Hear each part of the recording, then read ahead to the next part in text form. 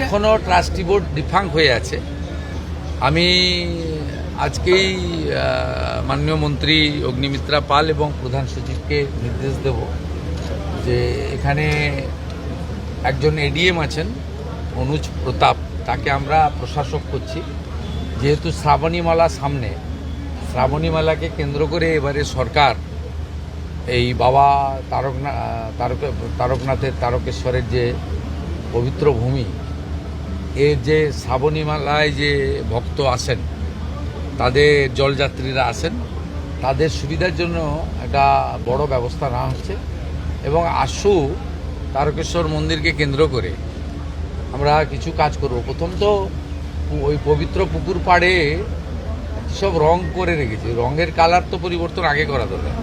ওগুলো ঠিক আধ্যাত্মিক বা সাত্ত্বিকতা বা আমাদের সংস্কৃতির সঙ্গে মানানসই রং নয়, ওটা আগে করতে হবে।